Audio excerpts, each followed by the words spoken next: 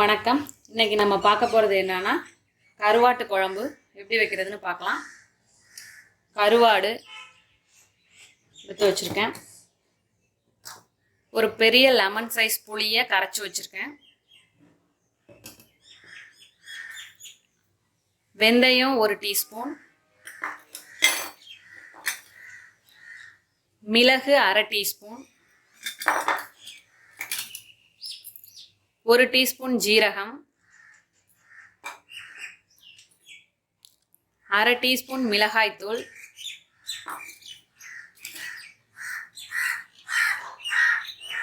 கருவேப்பிலை சிறிதளவு,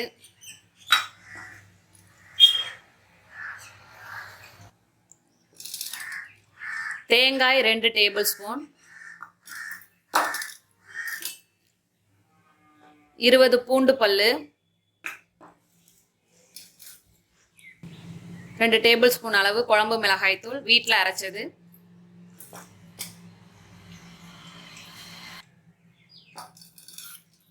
ஒரு முருங்கைக்காய், மாங்காய், கத்திரிக்காய் தண்ணியில் போட்டு வச்சுருக்கேன் கத்தடாமல் இருக்கேன். 20 பல்லு இல்லை 10 பல்லு அளவுக்கு சாம்பார் வெங்காயம், உப்பு தேவையான அளவு, எண்ணெய் தேவையான அளவு, அவ்வளோதான். இப்போ நம்ம செய்ய ஸ்டார்ட் பண்ணலாம். கருவாட்டு குழம்பு மண் சட்டியில் வைங்க, ரொம்ப டேஸ்டாக இருக்கும். சட்டி காஞ்சதும் எண்ணெய் சேர்த்துக்கலாம். நான் 2 டேபிள் ஸ்பூன் அளவுக்கு எண்ணெய் சேர்த்துருக்கேன். எண்ணெய் கருவாட்டு குழம்புக்கு அதிகமாக சேர்த்துக்கோங்க, அதான் டேஸ்டாக இருக்கும். இப்போ எண்ணெய் சூடாயிடுச்சு, அதில் நம்ம வெந்தயம் சேர்த்துக்கிறோம். வெந்தயம் கருகிடாமல் பார்த்துக்கோங்க.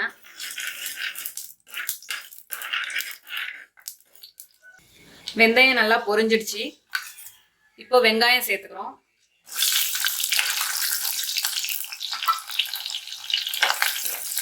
அதோட பூண்டு,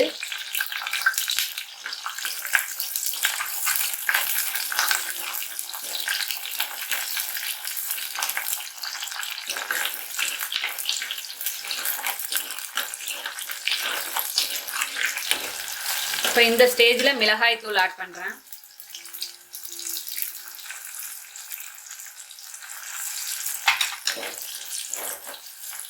மீடியம் ஃப்ளேம்லேயே வச்சுக்கோங்க.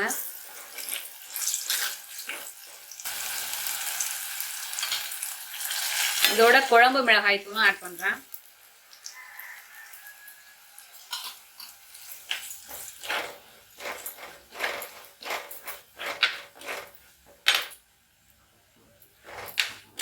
கருகிடாமல் பார்த்துக்கோங்க, அதனால சிம்மில் வச்சுக்கிட்டேன். இப்போ காயெல்லாம் ஆட் பண்ணலாம். கத்திரிக்காய்,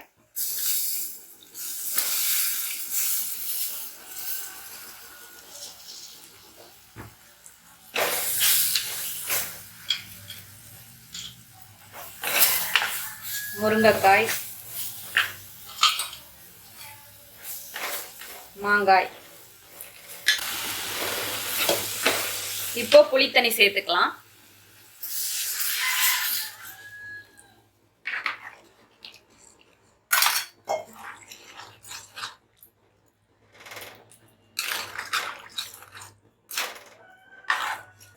இதோட உப்பு தேவையான அளவு சேர்த்துக்கோங்க.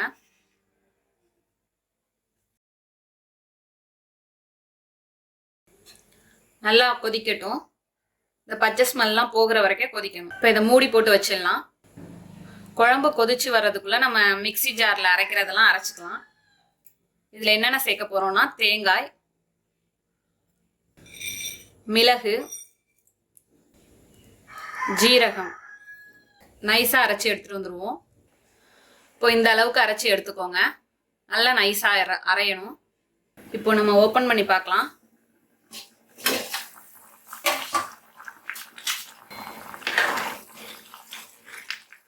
நல்லா கொதிச்சிடுச்சு. இன்னும் கொஞ்சம் நேரம் கொதிக்கட்டும். காய் வேகணும்ல, அந்த அளவுக்கு கொதிக்கணும். இப்போ பாருங்க, நல்லா அந்த எண்ணெயெல்லாம் பிரிஞ்சு வருது. இப்போ இந்த ஸ்டேஜில் நம்ம அரைச்சி வச்சிருக்க தேங்காயை ஆட் பண்ணலாம்.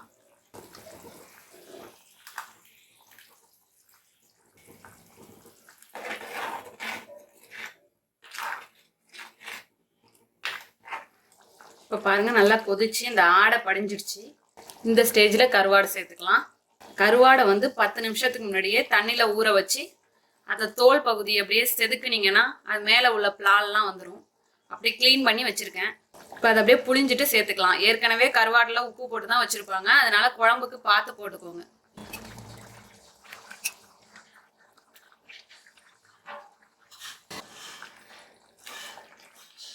ரொம்ப கிண்டுனா உடஞ்சி போயிடும். நல்லா அது மூழ்கிற அளவுக்கு வச்சுக்கோங்க. 5 நிமிஷம் கொதிச்சா போதும், நல்லா வெந்துடும். இப்போ நம்ம மூடி போட்டுடலாம். இப்போ 5 மினிட்ஸ் ஆயிடுச்சு. இப்போ ஓப்பன் பண்ணி பார்க்கலாம்.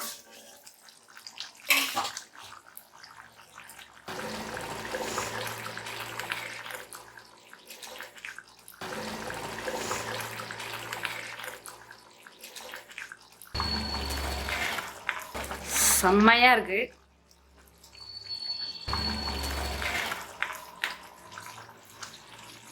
அப்படியே லோ ஃப்ளேம்லேயே வச்சுக்கோங்க. இப்போ ஓப்பன்லேயே இருக்கலாம். 2 நிமிஷம் கொதிக்கணும்.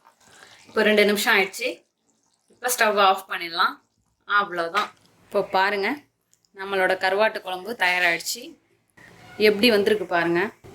அப்படியே அந்த எண்ணெய் மிளகாய் தூள் ஆடை படிஞ்சு அவ்வளோ அருமையாக வந்திருக்கு பாருங்க. சூப்பரான அருமையான அற்புதமான நம்ம வீட்டு கருவாட்டு குழம்பு தயாராகிட்டு. நீங்களும் இதே போல் செஞ்சு பாருங்க. செஞ்சு பார்த்துட்டு எப்படி வந்துச்சுன்னு கமெண்ட்ல சொல்லுங்க. தேங்க்யூ.